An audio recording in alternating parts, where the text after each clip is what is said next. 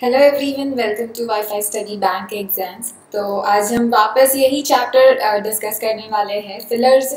हमने कल भी एक पार्ट इसका डिस्कस करा एंड किस तरीके से अप्रोच किया जाता है, किस तरीके से हर ऑप्शन को एलिमिनेट किया जाता है, वो सीखा। राइट, अब कुछ और क्वेश्चंस प्रैक्टिस करेंगे ताकि अगर रिपीटेडली वही के वही रूल्स हम अलग अलग क्वेश्चन में अप्लाई करते जाएंगे तो वो रूल्स हमारे दिमाग में बैठ जाए। ठीक है, that's the reason we are gonna discuss a few more questions on this same topic today. And apart from that I am so sorry कि हम ये लेक्चर लाइव नहीं ले रहे हैं, बिकॉज एवरीबडी नोज राइट कि साइक्लोन के forecast के वजह से बहुत बहुत ज़्यादा दिक्कत चल रही है कुछ सिटीज़ में। वाईफाई कनेक्शन भी बहुत फीका चल रहा है, डेटा पैक भी बहुत रुक के चल रहा है। That's the reason I am not taking this lecture live, instead I am recording it and sending it to you guys, so that at least आपकी स्टडी हैम्पर ना हो, आपकी जो पढ़ाई है वो कंटिन्यू हो। क्योंकि अपार्ट और irrespective of anything that is happening around us, our exam dates are not going to get postponed, right? हमारी जो एग्जाम की डेट्स है वो वैसे की वैसी ही रहने वाली है ना। तो भले जो भी सिचुएशन हो, काफ़ी सारी बारिश हो रही है बहुत एरियाज में, काफ़ी तेज हवा चल रही है, लेकिन ये सारी चीज़ें एक साइड और हमारी प्रिपरेशन एक साइड होनी चाहिए, right? Because no matter what we are not gonna stop till we achieve what we want. That's the reason I am also helping you guys in order to do that. I'm bringing this chapter fillers and bringing plenty of questions on it. So let's start with the chapter. Before that थोड़ा बहुत इन academy के बारे में देख लेते हैं. I am so sure you guys know that our top educators are bringing plenty of batches, and they are starting from 19th of May. So if you are interested, go through them and choose a suitable batch for yourself. If you want any code, just in case अगर आप कोई subscription ले रहे हो और आपको discount चाहिए तो आप बेशक FV10 यूज कर सकते हो। ये कोड यूज करके you will be getting a surplus amount of discount as well. ठीक है, चलो उसके बाद I am so sure you have been hearing about Unacademy from so long. Unacademy इतना ज़्यादा अच्छा परफॉर्मिंग ऐप क्यों है ये जान लेते हैं भाई। अगर आप यहाँ पर सब्सक्रिप्शन लेते हो तो यू हैव 30+ बैचेस रनिंग, जहाँ से आपको जो सूटेबल लगे आपके लिए वो बैच सेलेक्ट कर सकते हो। एवरी आवर हमें पता है हर एग्जाम में कंटेंट अपडेट होता रहता है। That's the reason we try our best. हम every hour 20 hours of content upload करते रहते हैं, so that you are always updated with your knowledge. उसके बाद we have 70+ educators, no matter what field you want to learn in. उसके बाद 40,000 hours of recorded content already available है, तो आप चाहो तो उनसे भी पढ़ाई कर सकते हो। 20,000 प्रैक्टिस क्वेश्चंस है, बिकॉज हम जानते हैं अगर कितना भी बच्चों को पढ़ा लिया जाए वो खुद से प्रैक्टिस नहीं करेगा तो शायद एग्जाम में ये कंसेप्ट याद रहना मुश्किल है। That's the reason we provide you with wide range of practice questions as well. ठीक है, उसके बाद if you talk about trust, तो 98% of candidates who have prepared using Unacademy, पूछ लो भाई, किसी से भी पूछ लो, everybody trusts us because of our content, because of the practice test या practice questions that we are providing, right? चलो उसके बाद ये बेस्ट एजुकेटर्स के नाम है, जस्ट इन केस अगर आपको कहीं पर कोई हेल्प चाहिए तो you can see there lectures. Obviously हाँ, हम भी इंग्लिश के लेक्चर्स ले रहे हैं and I would be providing you with free content now.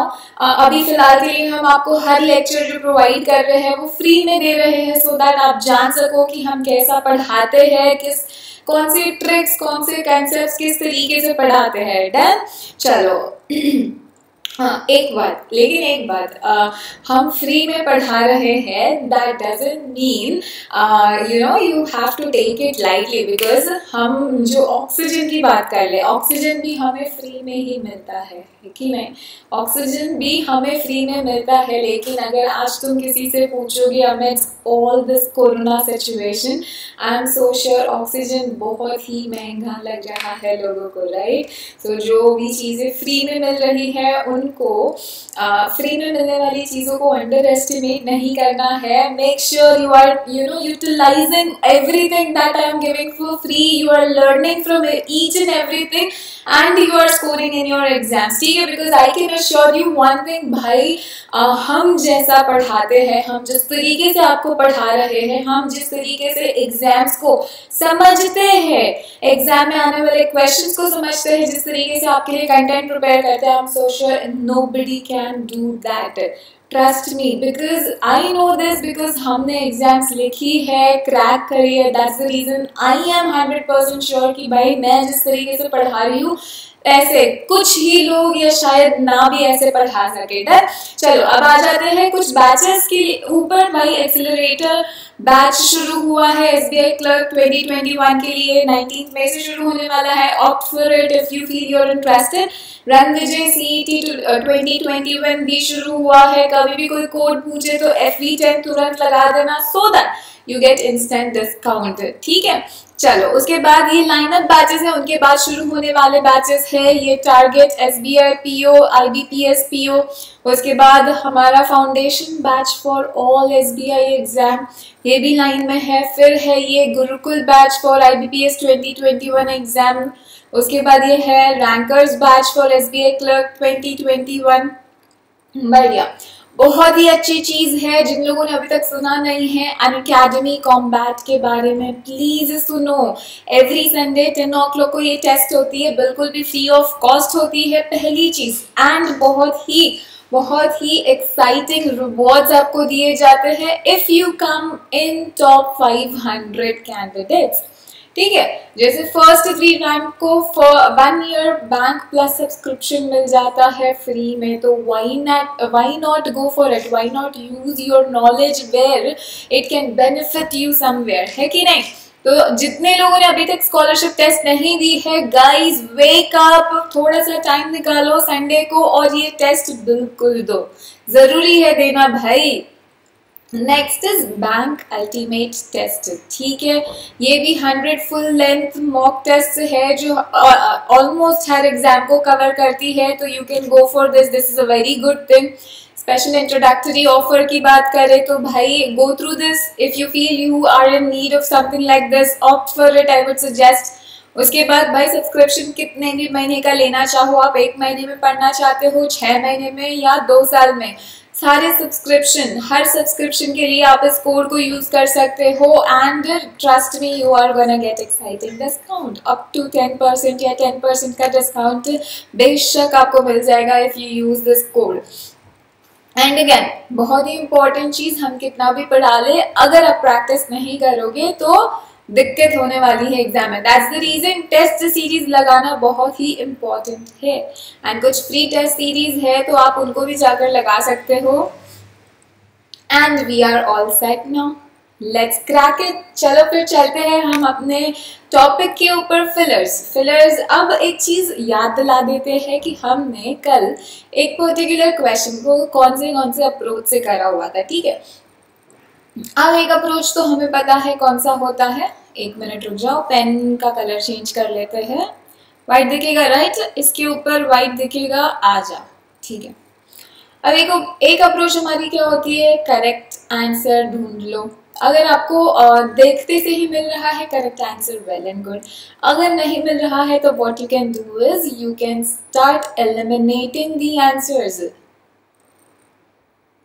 क्या कर सकते हो आप, एलिमिनेट करना शुरू कर सकते हो. अब एलिमिनेट करने के लिए आप क्या यूज कर सकते हो, एक तो आप ग्रामर यूज कर सकते हो, बढ़िया. फिर दूसरा आप वोकैब का मीनिंग जो होता है या जो कंटेक्स्ट है उसको समझ के एलिमिनेट कर सकते हो. और तीसरा हमारा जो सेंटेंस का फ्लो है या फिर कह लो टोन है, इसको भी आइडेंटिफाई कर सकते हो कि भाई ये सारी चीज़ें पॉजिटिव में चल रही है, नेगेटिव में चल रही है. तो उस हिसाब से आप पर्टिकुलर ऑप्शन सेलेक्ट कर सकते हो. मैच अगर जीती जा रही है तो मुझे पता है वो कैब अंदर जो भी आएगी वो पॉजिटिव में ही रहेगी. अगर मैच हारी गई है तो अंदर की जो वो कैब है वो ज़्यादातर नेगेटिव ही होगी. है कि नहीं। इस तरीके से आप जब भी एलिमिनेट कर रहे हो तो इन तीनों चीज़ों में से किसी एक का यूज़ करो या तीनों यूज़ करो, that would help you to eliminate the options. Because हमें पता है यार एग्जाम में ऐसा ही होता है, 2 या 3 ऑप्शन ऐसा लगता है कि सारे आएंगे, सारे आ सकते हैं, सारे आ सकते हैं, एकदम तगड़ा कंफ्यूजन होता है, ठीक नहीं। That's the reason in such scenario what is suggested, start eliminating, and eliminating can be done on the grounds of grammar, can be done on the grounds of vocab or the context or according to the flow or tone of the passage, whether it is positive or negative. Then so ये पहला जो question है, I would like take your time, do it by yourself, उसके बाद हम इसको discuss कर लेंगे। चलो 20 सेकेंड्स दे रहे हैं, कोशिश करना।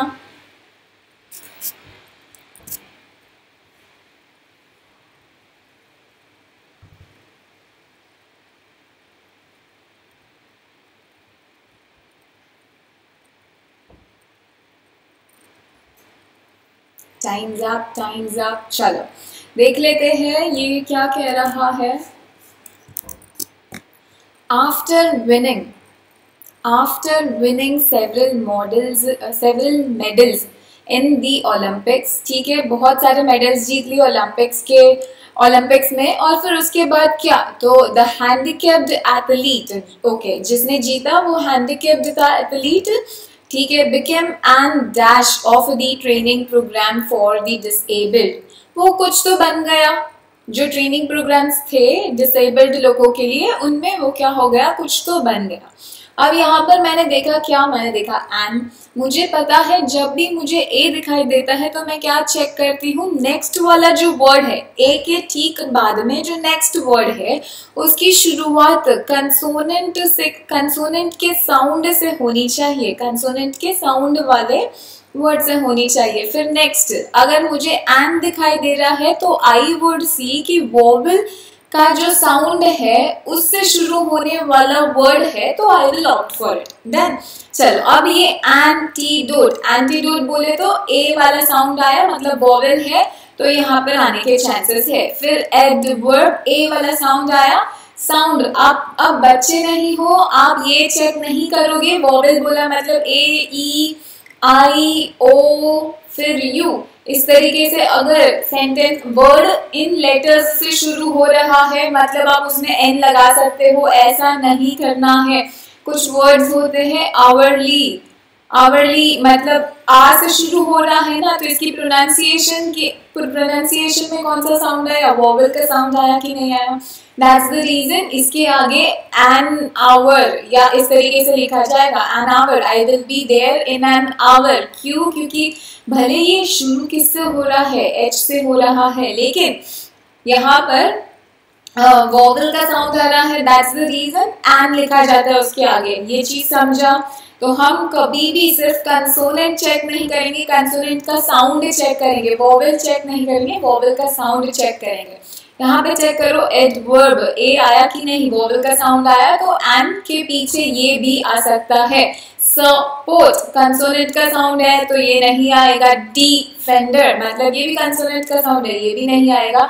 एक्सपोनेंट का मतलब ए आया वापस, ये भी आने के चांसेस है। चलो अब ये 3 में से शॉर्टलिस्ट करते हैं, ये ग्रामर के हिसाब से 3 शॉर्टलिस्ट हो गए, 2 निकल गए, ठीक है। अब देख लो, the handicapped athlete became an dash of the training program, became an antidote of the training program. Antidote का मतलब तो क्या होता है, जब तुम बीमार होते हो तुम्हें जो दवाई दी जाती है, it acts as an antidote to your bimari, to your disease, right. जो भी मेडिसिन होती है उसको एंटीडोट कहा जाता है, जो जहर को काटता है उसको एंटीडोट कहा जाता है, उस पर्टिकुलर जहर का, राइट। तो यहाँ पर तो कोई सेंस नहीं बन रहा एंटीडोट का, तो ये तो कंटेक्चुअली वोकैब के हिसाब से, उसके मीनिंग के हिसाब से गलत हो गया।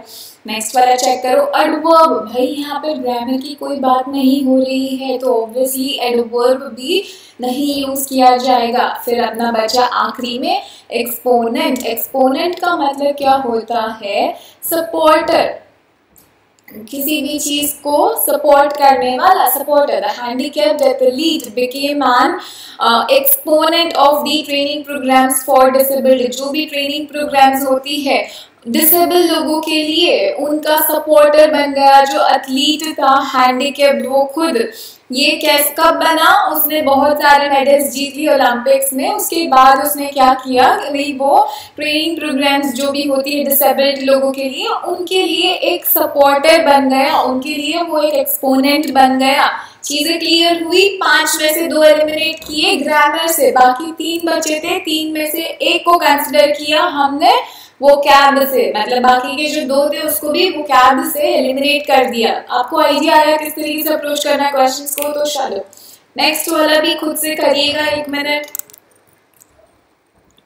चलो आ जाओ, वापस लगा देता है टाइमर, शुरू करना।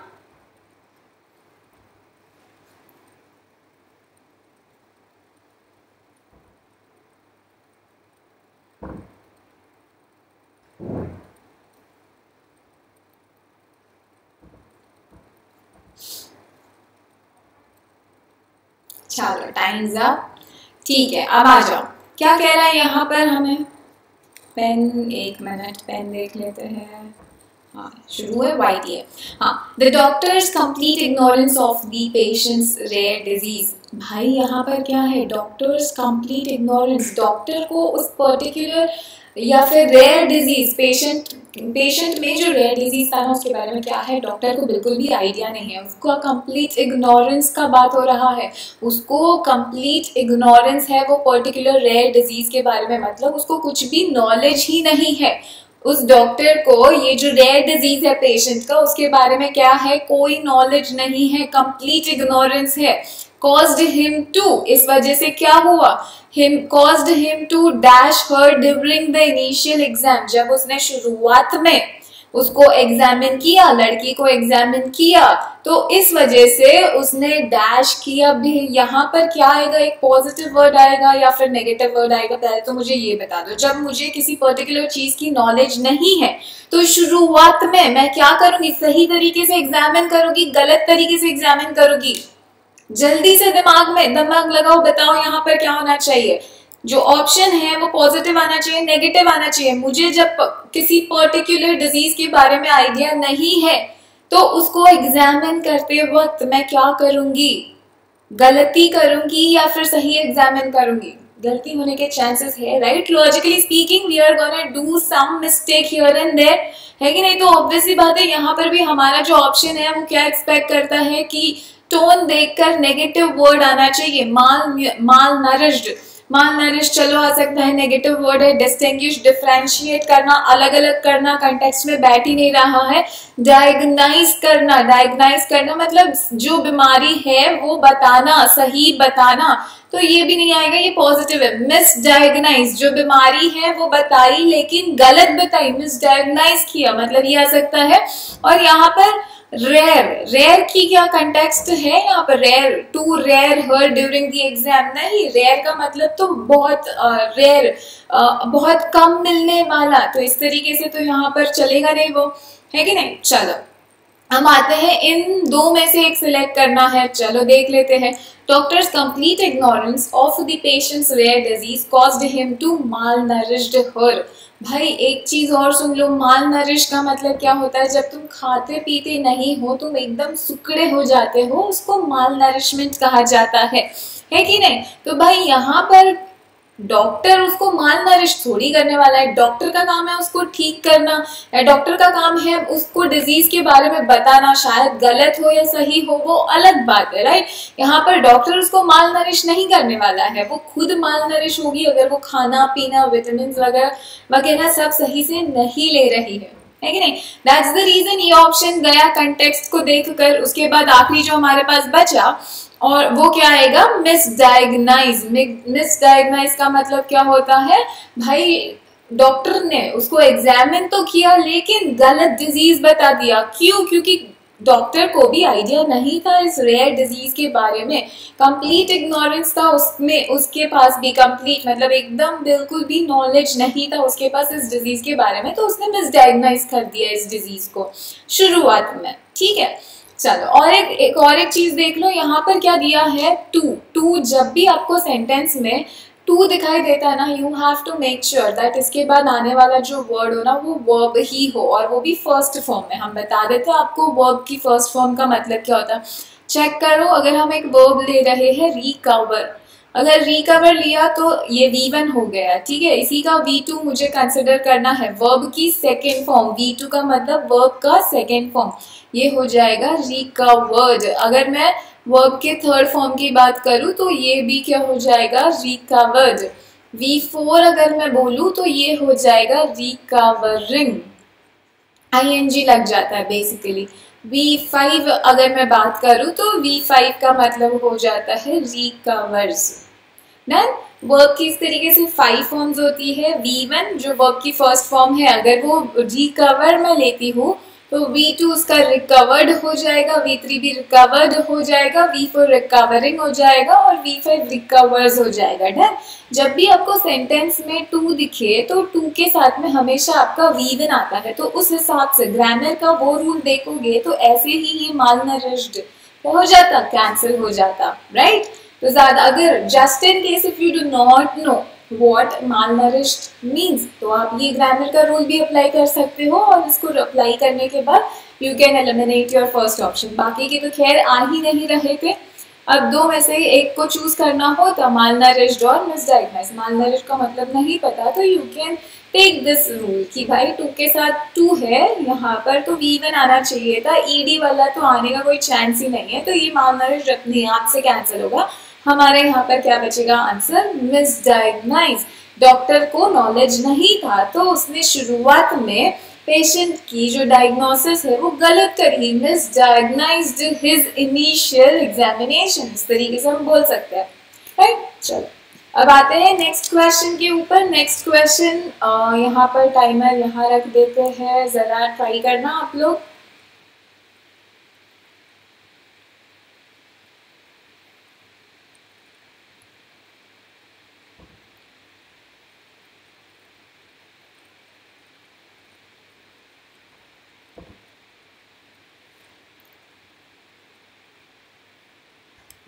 चलो बढ़िया, ठीक है।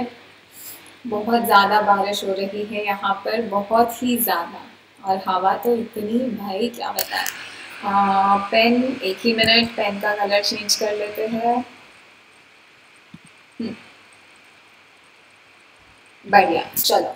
The jury anonymously and unhesitatingly, anonymously मतलब किसी ने अपना नाम नहीं बताया है, उन्होंने, अगर समझ जूरी है, जूरी मतलब पैनल होती है लोगों की, 5 लोग की पैनल है तो उसको भी जूरी आप बोल सकते हो, राइट। तो वो लोग जो थे उन सब ने अनोनिमसली, अनोनिमसली का मतलब सब ने डिसाइड तो कर लिया एक पर्टिकुलर डिसीजन लेने का, लेकिन डिसीजन देने के टाइम पे उन्होंने ये नहीं कहा कि इस बंदे ने हाँ बोला है, इस बंदे ने ना बोला है, ऐसा कुछ नहीं कहा।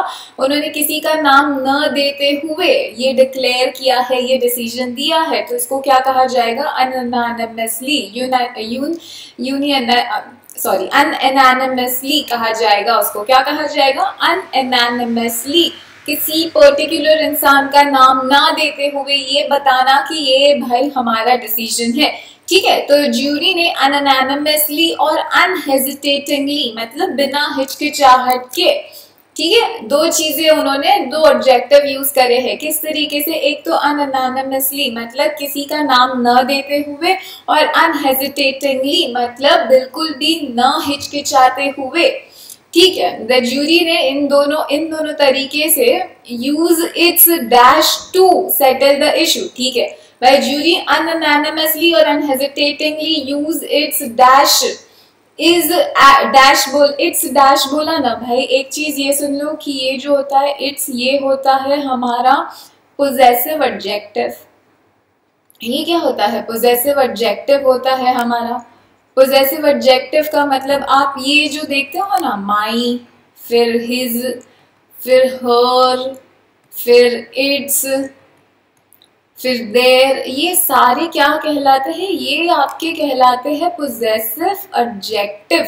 अब एक चीज सुन लो पोजेसिव एडजेक्टिव के बारे में, क्या सुनना है, पोजेसिव एडजेक्टिव जब भी सेंटेंस में आता है ना, नॉर्मली सिर्फ पोजेसिव एडजेक्टिव की नहीं, नॉर्मल एडजेक्टिव की बात करेंगे ना, तो नॉर्मल एडजेक्टिव भी किस तरीके से आता है, ही she is a beautiful, she is a beautiful girl, इस तरीके से आता है कि नहीं। तो ये गर्ल जो है वो नाउन है और उसको डिस्क्राइब करने के लिए एडजेक्टिव लिखा जाता है, ये चीज हमको पता है ना। नाउन के ठीक आगे आता है, नाउन के बारे में एक्स्ट्रा बताने वाले को एडजेक्टिव कहा जाता है। उसी तरीके से कभी भी अगर आपका सेंटेंस में पोजेसिव एडजेक्टिव यूज हो रहा है तो उसके बाद भी हमेशा नाउन कंफर्म होता है। जैसे माई ले लो, my car is red in colour, कह सकते हो कि नहीं। माई कार, ये चेक करो, ये पोजेसिव एडजेक्टिव हो गया, तो यहाँ पर आने वाला क्या हुआ, नाउन हुआ कि नहीं हुआ। तो वी नाउ नो दैट ये इट्स आया, तो उसके बाद में कुछ ना कुछ नाउन आना चाहिए। ठीक है, चलो बढ़िया ठीक है, क्लियर है ना। अब चेक करते हैं यहाँ पर क्या आएगा, इट्स प्रोवेस। ठीक है, ये प्रोवेस का मतलब क्या होता है, ब्रेवरी। प्रोवेस का मतलब क्या होता है, bravery. It's bravery to settle the issue.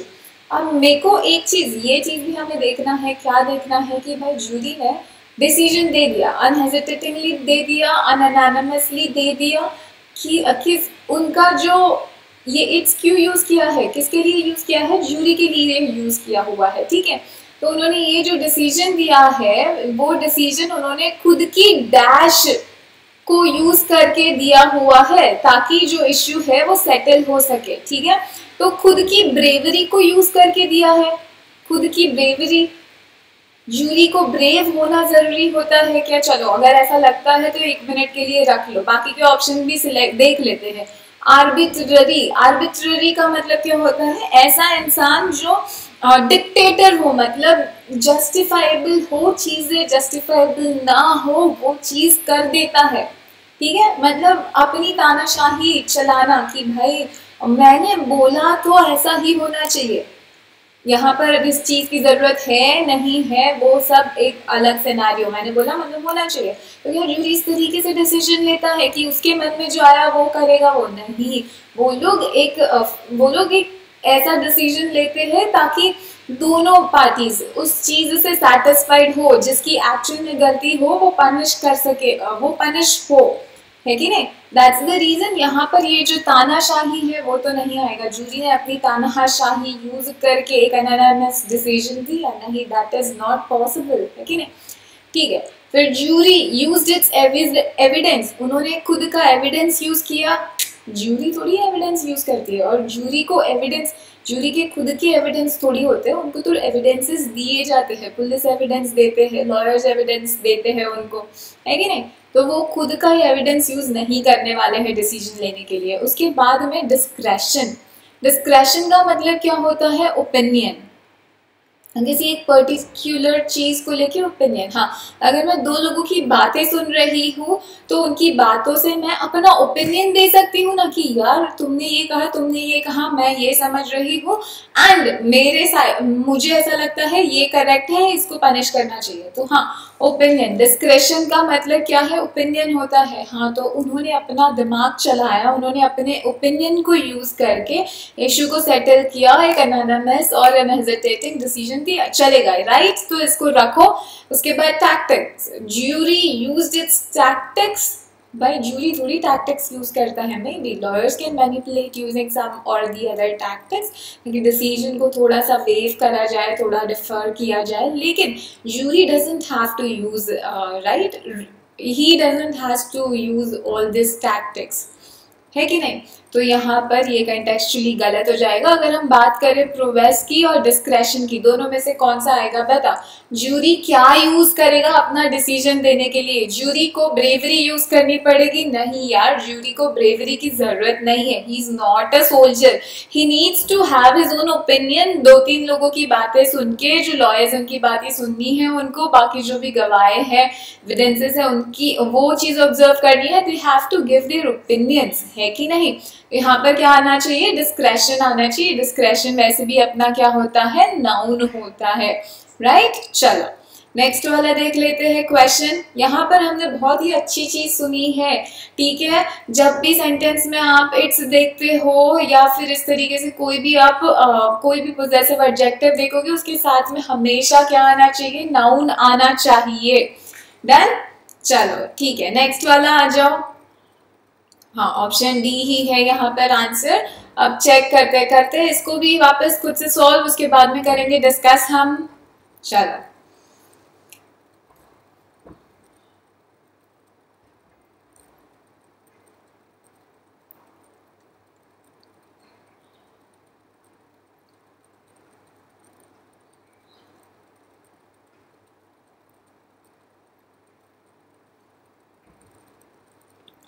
ठीक है, ये पेन चलेगी, दिख रहा है? नहीं, एक बार वाइट ले लेते हैं, उसके बाद में क्वेश्चन को शुरू करते हैं। ठीक है, चलो अब आ जाओ। यहाँ पर क्या कह रहा है, स्पोर्ट लीग्स की बात करी जा रही है, राइट। स्पोर्ट लीग्स हैव, हमें पता है जब भी सेंटेंस में मुझे हैज या फिर हैव या फिर हैड या कोई भी हेल्पिंग वर्ब दिखे तो उसके बाद आने वाली मेरी जो वर्ब होती है वो पास्ट फॉर्म में होती है, पास्ट फॉर्म में होती है, राइट। V3 में दी जाती है। तो यहाँ पर मुझे पता है हेल्प आ सकता है, ऑब्स्ट्रक्टेड आ सकता है, गिवन आ सकता है, प्रोवाइड नहीं आएगा, प्रोवाइडेड होता तो चलता, और ये शोन जो है वो नहीं, वो चलेगा, ठीक है, क्योंकि शो का पास्ट फॉर्म होता है शोन। अब एक चीज और सुन लो भाई, कुछ लोग सोचते हैं कि भाई इतना दिमाग क्यों लगाना है, इतना दिमाग इसलिए लगाना है क्योंकि अगर तुम इस तरीके से ऑप्शन एलिमिनेट नहीं करते जाओगे ना तो क्या होगा, आप क्वेश्चन कर लोगे लेकिन आप टाइम ज्यादा ले लोगे। आप हर क्वेश्चन, ये जो हर ऑप्शन है उसको क्वेश्चन में बिठाओगे और चेक करोगे ये सही है या गलत है। इस तरीके से क्या होगा कि आपका जो टाइम है वो ज्यादा लग जाएगा। आपका सिर्फ सही आंसर लाना मोटिव नहीं होता एग्जाम में, आपका मोटिव ये होता है कि पर्टिकुलर टाइम फ्रेम में मैं सही आंसर लिख पाऊँ। कितने लोग ऐसे थे जो सिर्फ क्वेश्चन ही पढ़ पाए, क्वेश्चन ही समझ पाए 20 सेकेंड्स में भी। शुरुआत है तो होता है, लेकिन why I am putting this timer, it's because you should know कि भाई ये जो क्वेश्चन है उसकी टाइम लिमिट 20 सेकंड के आसपास होनी चाहिए। 22 सेकंड में ये क्वेश्चन कर देना चाहिए। क्यों? बिकॉज आगे ऐसी चीज़ें होती है जैसे कॉम्प्रिहेंशन है, ऐसी चीज़ों में मुझे थोड़ा टाइम लगने वाला है और सबको लगता है। तो यहाँ पर इन क्वेश्चंस में टाइम सेव कर सकते हो। किस तरीके से कर सकते हो? तो भाई तुम थोड़ा ग्रामर लगा लो, वोकैब लगा लो, सारी चीज़ें लगाकर एलिमिनेट करते जाओ धड़ धड़ ऑप्शंस, ठीक है। चलो अब क्या बोला जा रहा है, sports leagues have dash sport like kabaddi, football and tennis leg up, ठीक है। ये लेग अप का मतलब क्या होता है, हेल्प करना। ये जो स्पोर्ट्स लीग है, स्पोर्ट्स लीग ने क्या किया है, हेल्प किया है। कैसे स्पोर्ट्स को? तो बोले तो कबड्डी, फुटबॉल, टेनिस, इन सबको क्या किया है, हेल्प किया है, मतलब थोड़ा डेवलप होने में मदद किया है। बट आ गया, मतलब आगे हेल्प किया ना, उसके बाद में बट आ गया। मुझे पता है बट के आगे और पीछे दोनों ऑपोजिट सेंटेंसेस होने चाहिए, ठीक है। बट के आगे और पीछे जो भी सेंटेंसेस होते हैं उनका मतलब या मीनिंग ऑपोजिट में ही चलता है। एक अगर पॉजिटिव बात करेगा, दूसरा ऑटोमेटिकली नेगेटिव बात करने वाला है, ठीक है। स्पोर्ट्स लीग की बात करें तो वो लोग क्या कर रहे थे, वो लोग मदद कर रहे थे, लेग अप कर रहे थे बाकी सारे स्पोर्ट्स को, ठीक है। लेकिन क्या, तो that may not be dash to transform the Indian sport, लेकिन वो शायद इंडियन स्पोर्ट्स को ट्रांसफॉर्म करने के लिए डैश नहीं होगा। इनसफिशिएंट, ये तो नेगेटिव वर्ड है। मुझे यहाँ पर क्या चाहिए, यहाँ पर मुझे पॉजिटिव वर्ड चाहिए। क्यों? क्योंकि ऑलरेडी नॉट आ गया ना, है कि नहीं। यहाँ पर मुझे पता है पीछे वाले का सेंस नेगेटिव बनना है, लेकिन ब्लैंक में वर्ड में पॉजिटिव यूज करूंगी। क्यों? क्योंकि ऑलरेडी उन्होंने मुझे क्या दे दिया, नॉट दे दिया है। तो फिर इनसफिशिएंट तो नहीं आएगा। Ample, ample not be ample, ample मतलब बहुत सारा। That may not be ample to transform Indian sport, नहीं, ये भी नहीं आएगा। बहुत सारे का सेंस नहीं है, नहीं बनता यहाँ पर। But that may not be enough to transport, भाई इन्होंने बहुत मदद करी है लेकिन वो शायद इनफ नहीं होगा इंडियन स्पोर्ट को ट्रांसफॉर्म करने के लिए। ये चल सकता है। फिर ये मच यहाँ पर आएगा क्या, मच भी नहीं आएगा, जैसे हम नहीं बोलेंगे ना। लेकिन ये शायद बहुत ज़्यादा नहीं होगा इंडियन स्पोर्ट को ट्रांसफॉर्म करने के लिए, तो इस तरीके से ये भी तो यहाँ पर नहीं आएगा। नेक्स्ट वाला इज एडिक्वेट। एडिक्वेट का मतलब क्या होता है? एडिक्वेट का मतलब ऐसे इनफ के सेंस में आता है, तो ये भी आने के चांसेस है। चलो बढ़िया, एक और एलिमिनेट हो गया। अब इन दोनों में से एक चूज करने का है, ठीक है।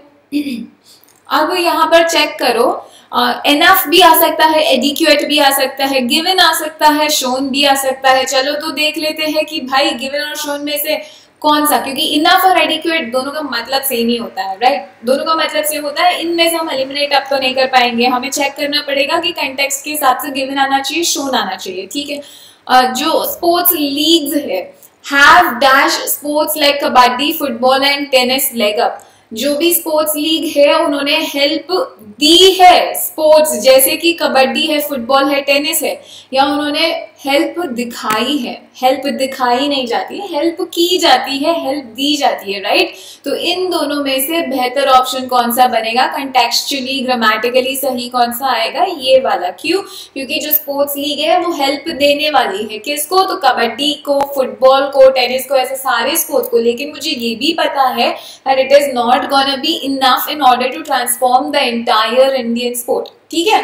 क्लियर? आपको शोन क्यों नहीं आएगा? क्योंकि हेल्प दिखाई नहीं जाती है, हेल्प या तो दी जाती है या तो करी जाती है कि नहीं? दैट्स द रीजन गिवन और शोन में से ज्यादा सही कौन सा है? गिवन। चलो इसका आंसर हाँ ऑप्शन सी है आंसर। अब आ जाते हैं नेक्स्ट क्वेश्चन पे। नेक्स्ट क्वेश्चन का टाइमर आपके लिए शुरू करते हैं। करना आप लोग एक बार, जितने भी लोग ऐसा सोच रहे हैं कि यार टाइमर हो गया, मैम इसके बाद करवाने ही वाले हैं, तो अपन ऐसे बैठे रहते हैं, तो प्लीज ये चीज मत करना, खुद से ट्राई करो। आपको अपना लेवल पता होना चाहिए, कैसे क्वेश्चन मुझसे बनते हैं, कैसे नहीं बनते हैं।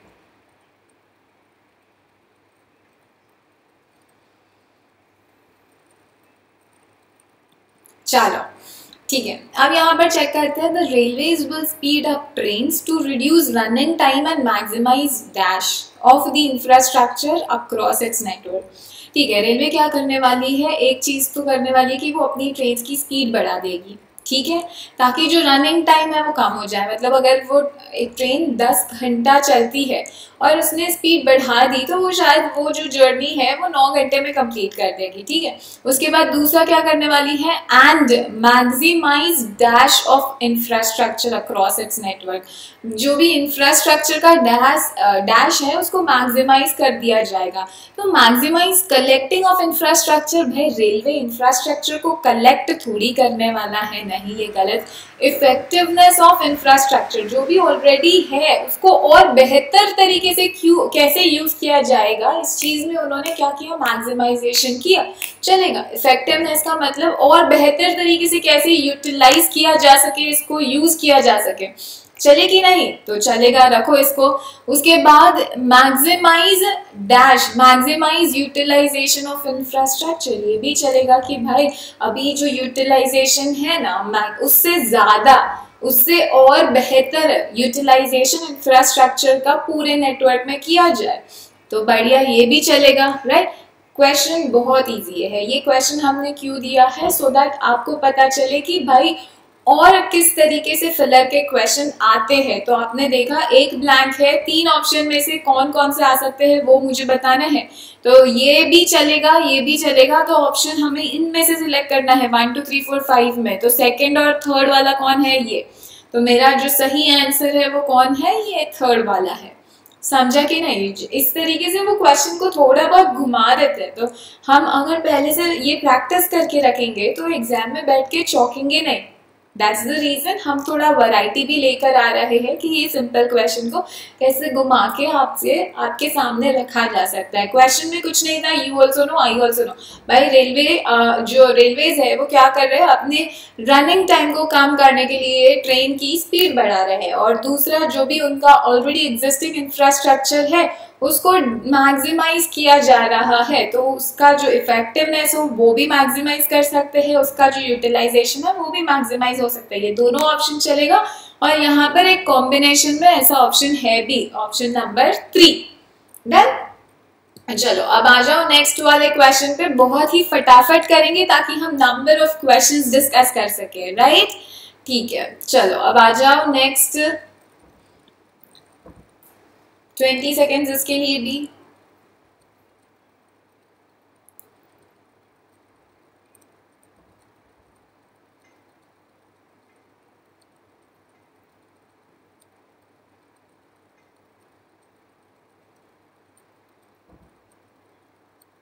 चलो, बन रहे हैं ना क्वेश्चन? सिंपल है क्वेश्चन, सारे के सारे सिंपल है। बन रहे हैं कि नहीं बन रहे हैं? पेन का कलर चेंज कर लेते हैं। बढ़िया, चलो। After having been friends for more than a decade, decade का मतलब क्या होता है? 10 साल। तो 10 साल से भी ज्यादा ये लोग दोस्त थे। दे had a dash last year, they had a dash, they had a dash last year. तो अ के बाद में कंसोनेंट वाला जो भी वर्ड रहेगा वो चलेगा। फाइट चलेगा, आर्ग्यूमेंट, आर्ग्यूमेंट नहीं चलेगा। डिस्पाइट, डिस्प्यूट, डिस्प्यूट का मतलब भी झगड़ा होता है तो ये चल सकता है। क्वारल, कंसोनेंट वाला ही साउंड है तो ये भी चलेगा। ए के बाद मुझे पता है कंसोनेंट, कंसोनेंट वाला जो साउंड होता है वैसे वर्ड्स चलेंगे, राइट? ठीक है, तो कंसोनेंट वाला साउंड लिखना वो बहुत इंपॉर्टेंट है। ठीक है, सिर्फ कंसोनेंट वाला जो अल्फाबेट है वो नहीं देखना है, साउंड देखना है। तो यहाँ पर फाइट है, फिर डिस्प्यूट डी आया, क्वारल क आया, तो ये सारे कंसोनेंट है तो ये सब चलेंगे। डिफरेंस डी, तो ये भी चलेगा। लेकिन मुझे एक बात बताओ, they had a difference last year, भाई they had differences last year इस तरीके से बोला होता है तो चलता है। डिफरेंस का मतलब अलग अलग, तो शायद ही ये सेंस बना रहा है। क्या करना है, रखना है नहीं रखना है? चलो रख लेते हैं। कुछ बोल रहे हैं मैम डिफरेंसेस चलेगा। ऐसे खैर डिफरेंसेस होता तो एक बार के लिए चलता भी, डिफरेंस दिया हुआ है, चांसेस कम है, लेकिन ठीक है आपका मन रखने के लिए रख लेते हैं। सेकेंड ऑप्शन देख लेते हैं उसका आता है या नहीं। And have not dash each other ever since, and have आ गया, याद आया हमने कुछ कहा था? have आया, has आया या फिर had आया, इनके साथ में हमेशा पास्ट फॉर्म आती है। तो पास्ट फॉर्म मतलब ये सारे के सारे पास्ट फॉर्म है। चलो इधर कुछ इस वजह से एलिमिनेट नहीं कर पाएंगे। have not talked each other, talked चलता, लेकिन सेंटेंस अगर मैं ऐसा बोलती हूँ I have not talked him, ऐसा बोलोगे? या I have not talked to him, ऐसा बोला जाता है ना भाई। टॉक्ड के साथ हमेशा टू चलता है तो ये ऑप्शन तो गया। I have not talked to Ramesh, I have not talked to Suresh from past 5 years, तो ये ऑब्वियसली गलत हो गया। क्यों? क्योंकि यहाँ पर इसके साथ में एक प्रपोजिशन की जरूरत होती है जो है टू, ये नहीं आएगा, अब ये कैंसिल।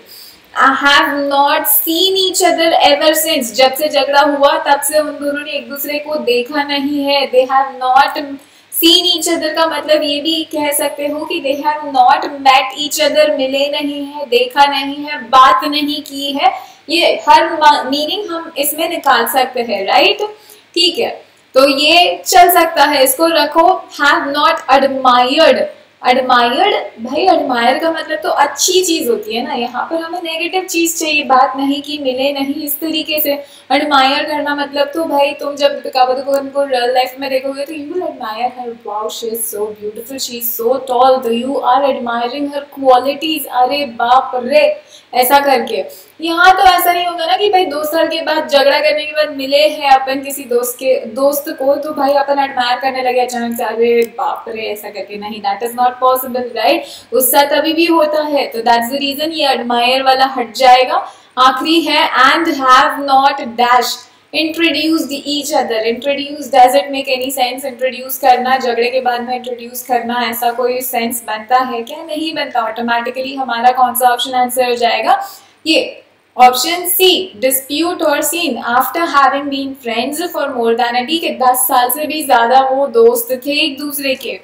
फिर they had a dispute, भाई डिस्प्यूट हुई, उनके बीच में एक झगड़ा हुआ लास्ट ईयर, एंड तब से लेकर अभी तक वो लोग एक दूसरे को मिले नहीं। they have not seen each other, वो लोग मिले नहीं, देखते नहीं, बात नहीं करते, ये सब हम कंसिडर कर सकते हैं when we see this phrase have not seen each other, ये एक फ्रेज की तरह काम करता है। इसका मीनिंग ये भी ले सकते हो कि वो लोग नहीं मिले या फिर उन्होंने कभी बात नहीं करी एक दूसरों से। ठीक है, चलो अब आ जाते हैं नेक्स्ट क्वेश्चन पे। नेक्स्ट क्वेश्चन भी उसी तरीके से आपको थोड़ा सा टाइम देंगे, आप थोड़ा देखो कि क्या हो सकता है और फिर हम इसको करेंगे discuss.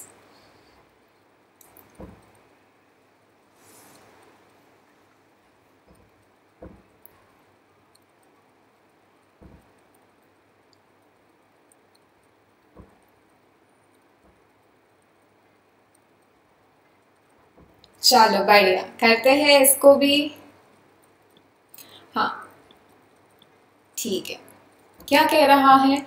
Steep hills and low rise traditional buildings, ये जो पुरानी बिल्डिंग्स थी, स्टीप हिल्स थे या फिर लो राइज ट्रेडिशनल बिल्डिंग्स थी, that once dash the mosque, that once, that एक minute, sorry, that once dash the mosque, जो एक टाइम पे मॉस्क को डैश करती थी, that once surrounded the mosque चल सकता है, जो मॉस्क के आसपास होती थी। बीफेल द मॉस्क, बीफेल का मतलब तो कोई बुरी घटना, बहुत सारी बुरी घटनाएं एक साथ में हो जाना, तो ऐसा मॉस्क के आसपास बुरी घटनाएं और उसके साथ लो राइज ट्रेडिशनल बिल्डिंग्स का तो कोई मतलब नहीं है। एनकेस्ड का मतलब भी जैसे सराउंड करना होता है वही होता है, तो ये भी चलेगा।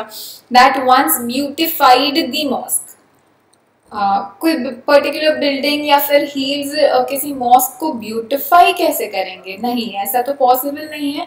सुंदर बना रहा है मॉस्क को, आसपास की बिल्डिंगें जो है या फिर आसपास के जो पहाड़े हैं, नहीं, it logically doesn't fit, right, तो इसको फिर हटा देते हैं। चलो, या तो रखना है तो चलो एक बार के लिए तुम रख लो कि भाई वो पूरा विसिनिटी, पूरा जो सराउंडिंग है वो बहुत अच्छा लगने लगा था क्योंकि मॉस्क के आसपास में बिल्डिंग्स थी। चलो रखना है रख लो, कोई टेंशन नहीं है। आगे वाला ऑप्शन देख लेते हैं। इस तरीके से जब भी दो ब्लैंक्स आए ना, तो आप क्या करो, आप एक एक को पकड़ो। भाई आपने ये 4 ऑप्शंस देखे, 4 में से पहले की जो भी एलिमिनेट हो सके उसका सेकंड चेक ही नहीं करना, कहीं ना कहीं you are saving little time, right.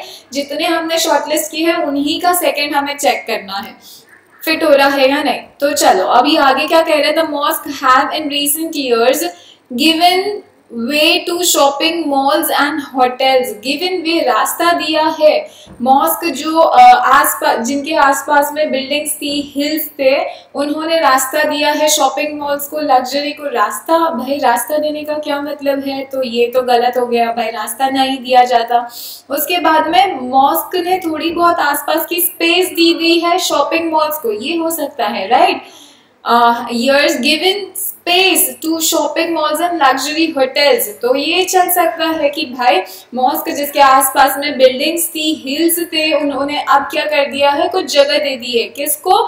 Shopping malls को, लग्जरी होटल्स को, उनको, तो चलेगा ये। फिर नेक्स्ट वाला देख लो, given forward to shopping malls, ये फॉरवर्ड का मतलब तो किसी को आगे भेजना, यहाँ पर वो भेजने का सेंस बन रहा है। मॉस्क किसी को भेजेगा क्या? मॉस्क शॉपिंग मॉल्स को भेजेगा क्या? नहीं नहीं, not possible. That's the reason we are gonna omit this option and C would be our correct option. Done, चलो बढ़िया, ऑप्शन सी आ गया यहाँ पर। ठीक है, चलो अब आते हैं नेक्स्ट क्वेश्चन के ऊपर। सेम उसी अप्रोच से करेंगे, 20 सेकेंड्स आपको, उसके बाद अपन करते हैं उसको discuss.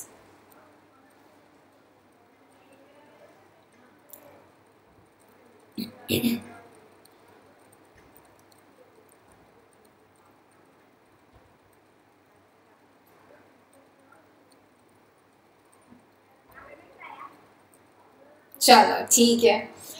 See, every day we are gonna come, we are gonna meet at 5 o'clock. ठीक है, no issues, whatever may be the reason.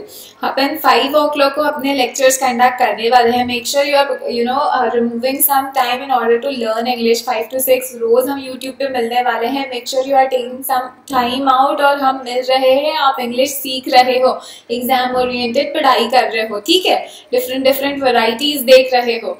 चलो अब ये जो है, the Delhi police are being accused as dash to the violence, जो Delhi police है वो अक्यूज किए जा रहे हैं डैश टू दी वायलेंस, वो अक्यूज किए जा रहे हैं as eyewitnesses to the violence.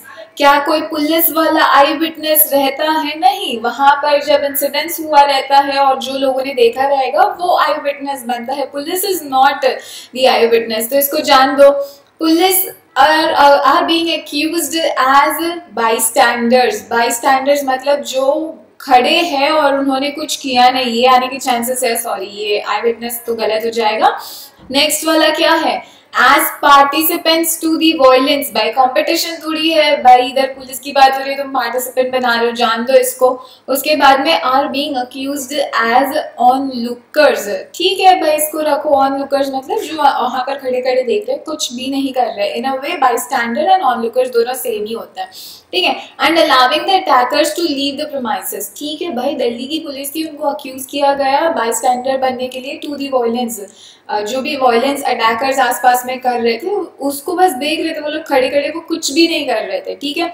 और उसके बाद उन्होंने अटैकर्स को जाने भी दिया, प्रीमाइसेस लीव करने भी दिया, after going on the dash for several hours. After going on the dash for several hours, ठीक है। ये चेक करो, rampage, after going on the rampage. Rampage का मतलब बहुत ही एंग्रीली घूमना, बहुत ही गुस्से में घूमना, या फिर कोई भी पर्टिकुलर एक्शन कंडक्ट करना बहुत ज़्यादा गुस्से में, तेज गुस्से में। तो ठीक है, हो सकता है ना कि जब ये अटैकर्स थे वो प्रीमाइसेस लीव कर रहे थे, प्रीमाइसेस से जा रहे थे, कि कब जा रहे थे? बहुत सारे घंटों के बाद में, रैम्पेज करने के बाद में, गुस्से में बहुत सारी चीजें करने के बाद जब वो अटैकर्स जा रहे थे, तो दिल्ली पुलिस सिर्फ और सिर्फ इस वायलेंस का एक बाई स्टैंडर्ड बनी, and that is the reason they are accused for it. हो सकता है, तो रखो इसको। रैम्पेज का मतलब क्या कहा हमने? टू लुक क्या? To angrily do activities, to angrily move around, to angrily do any particular activity, that is known as rampage। उसके बाद में after going, ये तो कैंसिल हो गया है, ठीक है, पार्टिसिपेंट्स वाला तो कैंसिल ही हो गया है, तो इसको जान दो। उसके बाद ये ऑन लुकर्स और raised, after going on the raised for several hours, ठीक है, आफ्टर डन। अब ये एक चीज देख लो, यहाँ पर आर्टिकल दिया है द। आर्टिकल जब भी आता है सेंटेंस में तो एक चीज हमें समझनी होती है कि इसके बाद आने वाला हमेशा नाउन होता है। तो अगर मैं रैम्पेज की बात करूंगी तो ये नाउन होता है, और ये जो रेज्ड है ये क्या होता है? वर्ब होता है। अगर इसी का मुझे नाउन फॉर्म चाहिए तो वो रेजिंग कहलाएगा, ठीक है। तो वो शायद एक बार के लिए चलता, लेकिन रेज्ड, गुस्से में आना, ये क्या हो गया? RAGED आ गया, मतलब ये वर्ब की फॉर्म हो गई, और द के बाद में कोई वर्ब की फॉर्म नहीं लगेगी। क्या हो गया? चला गया ना क्वेश्चन? एक मिनट। हाँ, ये डिस्कस हो गया। हाँ, यही डिस्कस कर रहे थे हम, सॉरी। तो यहाँ पर द के बाद में कोई वर्ब की फॉर्म नहीं लगेगी, क्या होगा? नाउन यूज किया जाएगा। क्यों? क्योंकि द है, ए है, एन है, ये सारे आर्टिकल्स हैं, इनके बाद में हमेशा जो नाउन होता है वो यूज किया जाता है कि नहीं? That's the reason. अगर मुझे ऑप्शन चूज करना है रैम्पेज और रेज्ड दोनों में से, तो मैं द के बाद में क्या चूज करूंगी? एक नाउन चूज करूंगी। नाउन का मतलब क्या होता है? रैम्पेज। रैम्पेज का मतलब क्या होता है? एंग्रीली, गुस्से में, इधर से उधर घूमना, गुस्से में कोई भी पर्टिकुलर एक्शन को परफॉर्म करना, ठीक है। रेज का मतलब भी वही होगा, लेकिन यहाँ पर वो जो दिया हुआ है वो किस में दिया हुआ है? वर्ब फॉर्म में दिया हुआ है, ईडी में दिया हुआ है, तो इट इज अ वर्ब, तो वो द के बाद नहीं आ सकता। क्लियर? चलो अब आ जाओ नेक्स्ट क्वेश्चन के ऊपर। नेक्स्ट क्वेश्चन का टाइम लगा देते हैं, चेक करना।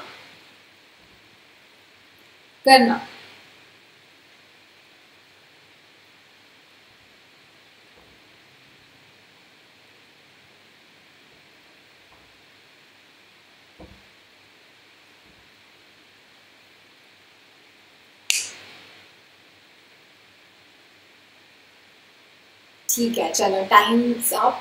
आप चेक करते हैं इसको भी। बहुत ही प्यारा, बहुत ही सिंपल क्वेश्चन है, डू नॉट वरी। एक बार ही पेन का कलर चेंज कर लेते हैं। बढ़िया। चलो, एनी ने रियलाइज किया, क्या किया? Realize that she had been in dash. She had been dash in her duties, she realized कि वो डैश थी अपनी ड्यूटीज में। Had she been more dash the disaster might well have been avoided. भाई अगर वो थोड़ी ऐसी होती तो डिजास्टर क्या होता, अवॉइड किया जा सकता था। जब गड़बड़ की बात हो रही है तो हमें पता है कि भाई एनी भी कुछ गड़बड़ करने वाली रहेगी, मतलब एनी ने भी कुछ नेगेटिव किया रहेगा तब जाके गड़बड़ हुई ना, है कि नहीं। तो यहाँ पर आने वाला जो वर्ड है वो कैसा होना चाहिए, नेगेटिव होना चाहिए। Any realize that she had been dash in her duties, कुछ नेगेटिव थी उसकी ड्यूटीज। अगर वो शायद ऐसी होती तो यहाँ पर कुछ पॉजिटिव आएगा, है ना। अगर वो ऐसी होती, थोड़ी पॉजिटिव होती, तो जो डिजास्टर हुआ है उसको क्या किया जा सकता था, उसको अवॉइड भी किया जा सकता था। इस तरीके से बन रहा है सेंटेंस, ठीक है, बढ़िया। और जिस तरीके से सेंटेंस का फॉर्मेशन चल रहा है, फ्लो चल रहा है, मुझे ये भी पता चल रहा है कि ये दोनों ब्लैंक में आने वाले जो वर्ड्स रहेंगे ना वो कंप्लीटली ऑपोजिट रहने वाले हैं। उसने ये किया, अगर वो ये चीज ज्यादा करती तो शायद पूरा का पूरा सिचुएशन ही डिफरेंट होता। ये जो डिजास्टर हुआ है वो रुक जाता, वो होता ही नहीं। इस तरीके से मुझे बताना है, राइट। तो जो दोनों ब्लैंक में ऑप्शंस आएंगे वो कंप्लीटली ऑपोजिट होने वाले हैं, ये चीज का भी ध्यान रखना। आप चलते हैं, ये देख लेते हैं भाई। अनपैरेलल्ड का मतलब देखने में वर्ड नेगेटिव दिखता है, लेकिन जब भी मैं अनपैरेलल बोलूं, अनपैरेलल का मतलब यूनिक, यूनिक होता है। सॉरी, अनपैरेलल का मतलब क्या होता है, यूनिक होता है। यूनिक का मतलब अनपैरेलल होता है। अनपैरेलल इज जो किसी के पैरेलल में चले ना, जो जिस किसी की बराबरी में ना हो, एकदम डिफरेंट हो, एकदम यूनिक हो, उसको क्या बोला जाएगा, अनपैरेलल। यहाँ पर मुझे पता है मुझे कैसा वर्ड चाहिए, कुछ नेगेटिव, क्योंकि उसने आगे जाके कुछ गड़बड़ करी है, राइट। तो ये तो नहीं चलेगा। इररेप्रोचेबल भी कुछ ऐसा ही होता है। इररेप्रोचेबल मतलब जिसकी कोई तुलना ना हो, जो बहुत ही ज्यादा मेरिटोरियस हो, जिसका कंपटीशन ना हो, बहुत मेरिटोरियस हो, या फिर कह लो बहुत ही ज्यादा फॉल्टलेस, कोई भी दिक्कत ना हो, ऐसा वाला वर्ड जो है वो रीअप्रोचेबल, इररेप्रोचेबल कहा जाता है। क्या कहा जाता है, इररेप्रोचेबल। क्या होता है इसका मतलब, मेरिटोरियस, एकदम फॉल्ट फ्री, फॉल्टलेस। तो ये भी तो हमारा क्या हो गया, पॉजिटिव, पॉजिटिव हो गया। तो यहाँ पर तो हमें नेगेटिव चाहिए, इसको जान दो।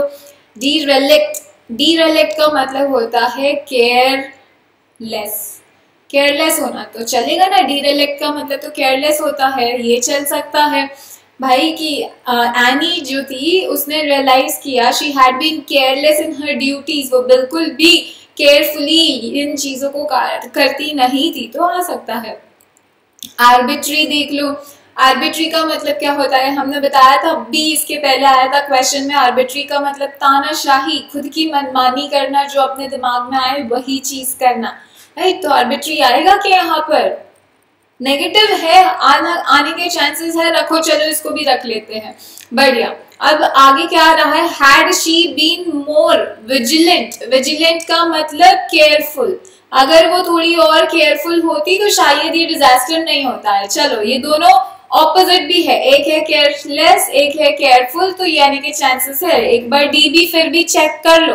Had she been more interested, भाई आगे अगर ऐसे बोला है कि एनी जो थी वो बहुत ही तानाशाही वाले काम करती थी, अपनी ड्यूटीज में तानाशाही दिखाई देती थी, अगर वो ज्यादा इंटरेस्टेड होती तो डिजास्टर अवॉइड किया जा सकता था।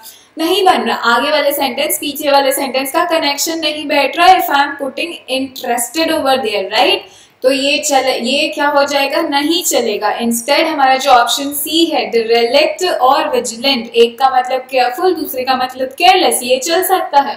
हम कह सकते हैं, राइट, कि एनी जो थी उसने रियलाइज किया कि वो बहुत ही ज्यादा केयरलेस थी अपनी ड्यूटीज में। अगर वो थोड़ी केयरफुल होती, अगर वो ज्यादा केयरफुल होती तो जो डिजास्टर हुआ है कंप्लीटली अवॉइड किया जा सकता था।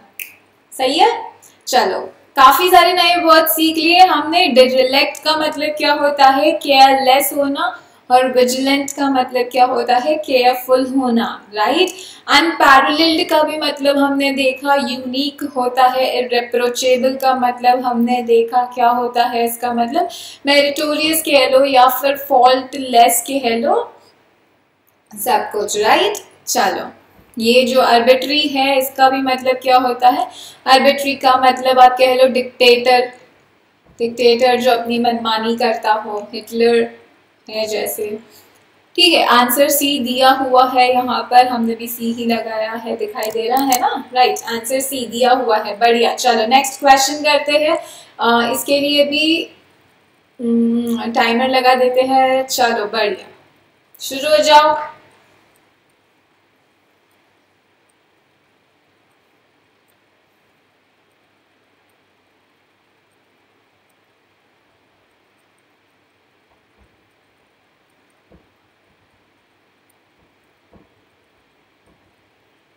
ठीक है, चलो अब आ जाते हैं। वाइट पेन तो नहीं चलेगा, रेड कर लेते हैं, उसके बाद में डिस्कस करते हैं। ठीक है, प्राइम मिनिस्टर हु इज, ये प्राइम मिनिस्टर की बात हो रही है, who is dash in his holiday home at the moment. ठीक है, प्राइम मिनिस्टर की बात करिए जो शायद हॉलीडे होम में डैश है, जो विजिट कर रहे हैं हॉलीडे होम में, चल सकता है। लेकिन एक मिनट एक मिनट, कभी ऐसा लिखा है आई एम विजिटिंग इन बैंगलोर, लिखे हो क्या? नहीं ना, आई एम विजिटिंग इन बैंगलोर नहीं लिखे हो, रहते हो नहीं लिखते हो, आई एम विजिटिंग बैंगलोर लिखते हो। तो अगर मैं यहाँ पर लिखूं I the prime minister who is visiting in his holiday home, तो गलत हो जाएगा ना? ये गलत क्यों? क्योंकि विजिटिंग के साथ में इन नहीं आता भाई, विजिटिंग के साथ में इन नहीं आता है। आई एम विजिटिंग इन बैंगलोर नहीं बोलते हो, आई एम विजिटिंग बैंगलोर ऐसा बोला जाता है फॉर सम ऑफिस वर्क, इस तरीके से बोलोगे, राइट? तो ये जो क्या है, ऑप्शन एलिमिनेट हो गया। The prime minister who is residing in his holiday home चल सकता है। हु इज इंट्रूडिंग, इंट्रूड का मतलब तो जो रॉबर्स होते हैं वो किसी के घर में घुसपैठ करते हैं, चीजें चुराते हैं, that is intruding.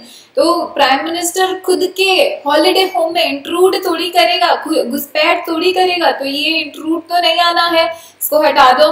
Who is staying in his holiday home चल सकता है। Who is resting in his holiday home ये भी चल सकता है। Who is resting, I am resting, ठीक है, ये भी एक बार चेक कर लो। रेस्टिंग है ना, तो क्या इस तरीके से लिखते हो I am resting in, I am resting in house, I am resting in my house बोलते हो, या फिर I am resting at my house, I am resting at, I am resting at Macadi, I am resting at the nearest restaurant, I am resting at my house, I am resting at my नानी's place, I am इस तरीके से resting के साथ में भी क्या चलता है, इन नहीं चलता है, रेस्टिंग के साथ में एट का यूज किया जाता है। तो यहाँ पर चेक करो, prime minister who is resting in his holiday home at the moment नहीं चलेगा। The prime minister who is staying या फिर रिसाइडिंग है तो एक बार के लिए चलेगा। रेस्टिंग नहीं चलेगा, रेस्टिंग के साथ में क्या यूज किया जाता है, एट यूज किया जाता है, जैसे विजिटिंग के साथ में इन चलता है उसी तरीके से, राइट? चलो नेक्स्ट वाला देख लो। Said that he was very obliged by the news of India winning the World Cup। obliged का मतलब तो कुछ कंपलसरी सा होता है भाई, जब उसने न्यूज सुनी, किस चीज की न्यूज सुनी, इंडिया के जीतने की, वर्ल्ड कप जीतने की, तो वो कंपलसरी हो गया, कुछ सेंस नहीं बनता, तो ऑप्शन बी भी हटा दो। फिर ये चेक कर लो, ये very pleased by the news of winning the world cup, ठीक है भाई, तो वो हॉलीडे होम में है, ऊपर से उसने न्यूज सुनी, किस चीज की, तो वर्ल्ड कप इंडिया ने जीता, ये न्यूज सुनी, तो वो प्लीज तो होगा ही, वो खुश तो होगा ही, है कि नहीं? तो ये चलेगा, राइट? ये बिल्कुल सही है भाई। जो प्राइम मिनिस्टर थे वो अपने हॉलीडे होम में क्या कर रहे थे, रह रहे थे, देवर he was staying in the holiday home. उसके बाद when he heard the news of India winning the world cup, he was very pleased to hear about it, right? तो ऑप्शन डी आ जाएगा अपना आंसर। चलो अब आ जाओ नेक्स्ट वाला, सेम उसी तरीके से टाइमर लगा रहे हैं, कोशिश करना कि आप इस बार इसका आंसर दो। कुछ नए वर्ड्स हैं, इसको भी डिस्कस कर लेंगे क्या होता है इनका मतलब।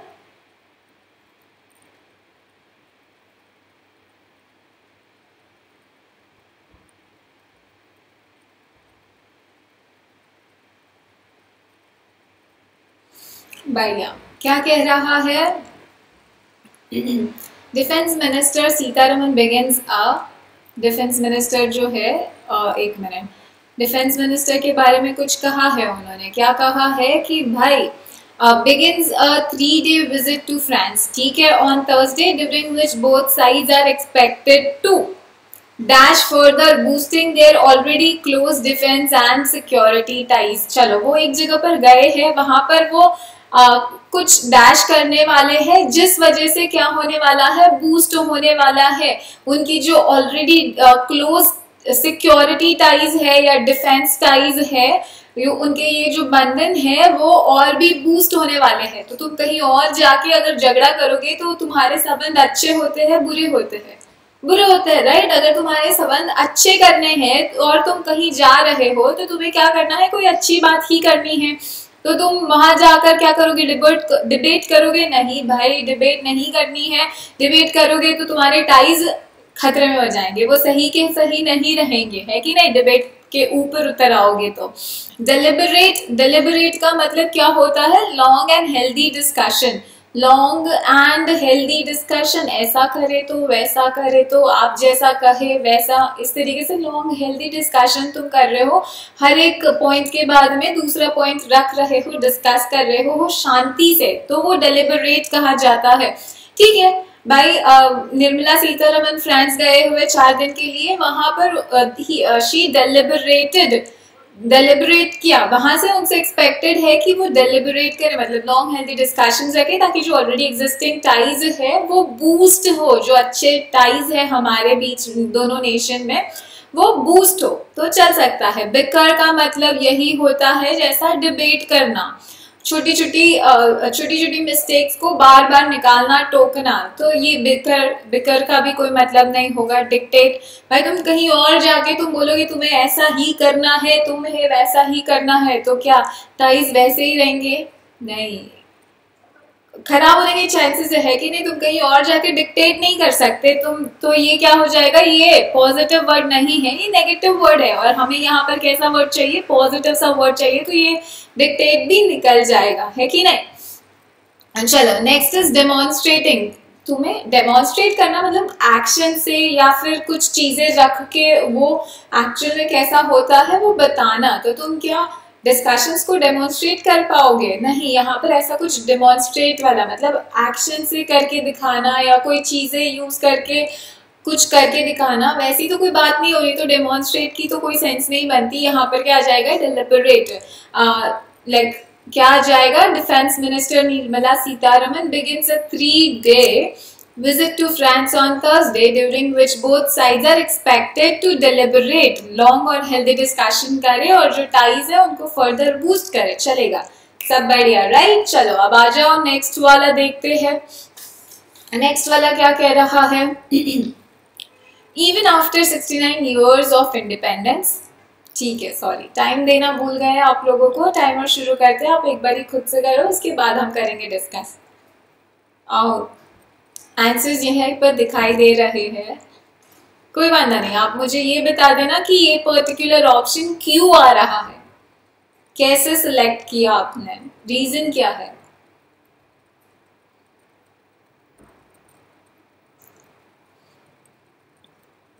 चलो बढ़िया, अब आ जाओ, करते हैं डिस्कस। क्या कह रहा है? Even after 69 years of independence, ठीक है, 69 years हुए इंडिपेंडेंस को, उसके बावजूद भी इट इज डिसग्रेसफुल, ये शर्म की बात है, that we are yet to put our infrastructure in dash. शर्म की बात है कि भाई हम अभी भी अपना जो इंफ्रास्ट्रक्चर है उसको हमें डैश करना है।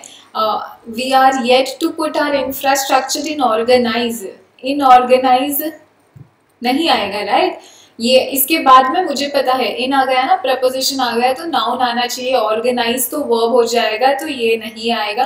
We are yet to put our infrastructure in place, to put something in place मतलब उसको सही जगह में करना है या उसको सुधार के बेहतर करना है, ये ऐसा फ्रेज भी यूज किया जा सकता है, तो प्लेस आ सकता है। उसके बाद में to put our infrastructure in vicinity, बाजू में करना, ये तो नहीं चलेगा। To put our infrastructure in commitment, नहीं, इंफ्रास्ट्रक्चर को कमिटमेंट में थोड़ी डालेंगे, ये भी नहीं आएगा।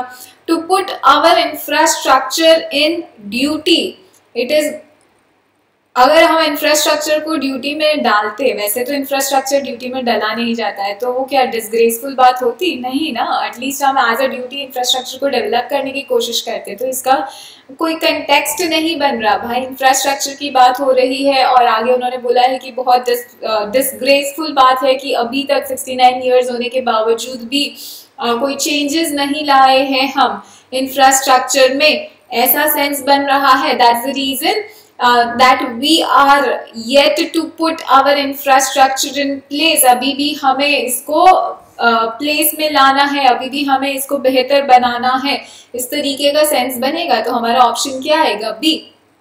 चलो, और प्लेस नाउन भी होता है तो हमें ये भी पता है प्रपोजिशन के बाद में नाउन आना चाहिए। नेक्स्ट वाला देख लो, there are two types of infrastructure in the countries. One is the basic infrastructure such as water supply, drainage, education, etc. The other is for comfort such as excellent roads, high-speed trains, etc. We have not dash on either. We have not accomplished on either. हमें मिले हैं दोनों। accomplish का मतलब कुछ मिलना, ये नहीं आएगा। We have not attained on either. attain का मतलब क्या होता है? मिलना। attain भी accomplish दोनों सेम होता है, तो ये तो contextually गलत हो जाएगा। establish करना, लाना, नहीं भाई। ये जो इंफ्रास्ट्रक्चर है, दो टाइप के इंफ्रास्ट्रक्चर की बात हो रही है। We have not established on either तो नहीं आएगा, राइट? तो ये भी गया। वी हैव नॉट क्वालिफाइड की तो कोई बात ही नहीं होती ना, तुम क्वालिफाइड हो इस चीज को करने के लिए या नहीं करने के लिए, ऐसा कोई डिस्कशन नहीं है, ये भी गया। We have not delivered on either, delivered आ सकता है, हमने दोनों में से एक भी टाइप का इंफ्रास्ट्रक्चर कंट्री को अवेलेबल नहीं करवाया है, दिया नहीं है, ये हो सकता है बेशक, राइट? तो दैट्स द रीजन यहाँ पर सेकंड वाले में हमारा क्या आएगा? ऑप्शन ई, डिलीवर्ड आएगा। चलो बढ़िया, कितने क्वेश्चंस बचे हैं? 2-3 क्वेश्चंस बचे हैं। चलो आ जाओ, इसको करना आप लोग एक बारी खुद से।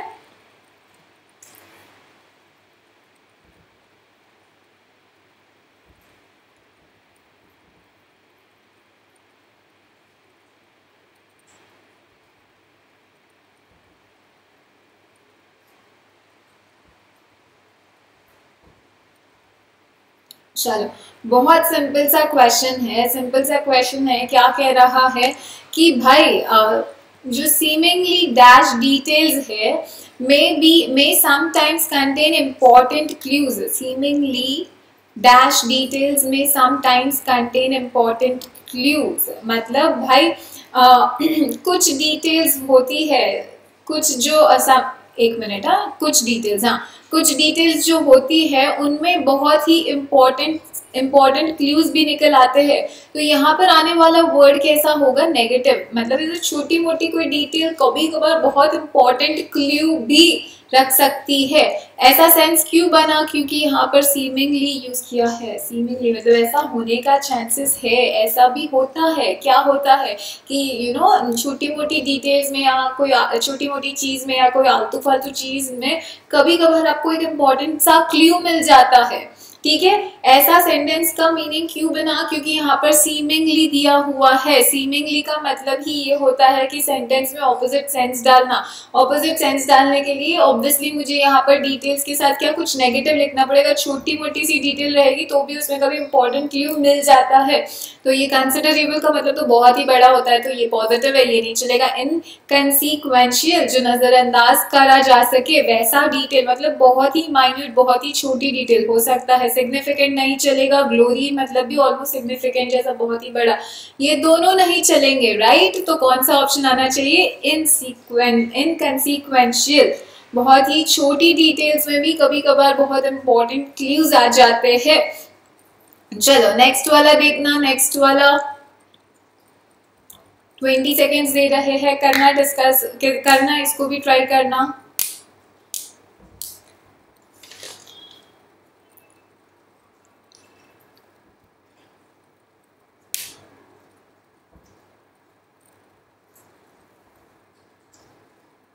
चलो देख लेते हैं इसको भी।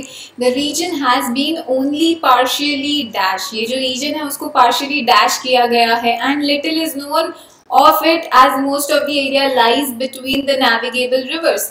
वह बहुत ही, इस एरिया को बहुत ही डैश किया गया है और बहुत ही कम चीजें पता है हमें इसके बारे में। एंड बोला है ना, एंड मतलब जो पीछे और आगे वाली चीज है दोनों सेम ही होने वाली है।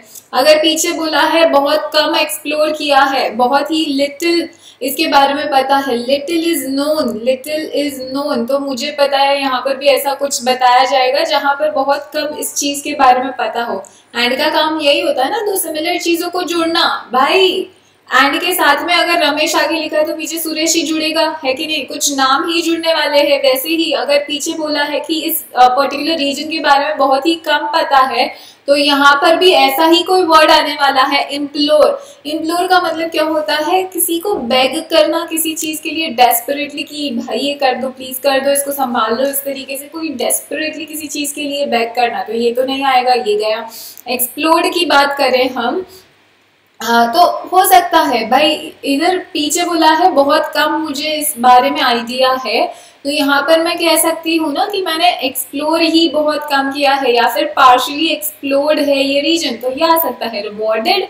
The reason has been only partially rewarded, reason को कभी रिवॉर्ड थोड़ी किया जाता है। The reason has been only partially provided, ये प्रोवाइडेड का तो कोई मतलब नहीं बन रहा है, यहाँ पर कुछ देने लेने की बात नहीं हो रही है। रॉब, रीजन रॉब, पीछे बोला है बहुत कम पता है, तो चोरी की बात मतलब कनेक्शन नहीं है, तो ये ऑब्वियसली ऑटोमेटिकली निकल जाएगा। ठीक है, चलो इस क्वेश्चन, ये जो नेक्स्ट क्वेश्चन है इसका स्क्रीनशॉट ले लो, खुद से ट्राई करो, अगर कहीं दिक्कत हो रही है तो कमेंट सेक्शन में डालना, नेक्स्ट टाइम अपन इस चीज को बेशक डिस्कस करेंगे। Clear? So on this note we would be ending our this chapter, the filler। ये chapter जो है हमारा fillers, इनके बेसिक, इनकी जो बेसिक वैरायटी होती है ये हमने डिस्कस कर ली। कुछ डिफरेंट या कुछ डिफिकल्ट वैरायटीज होती है उनको भी हमने कल देखा था, आज भी एक आध क्वेश्चन देखा है।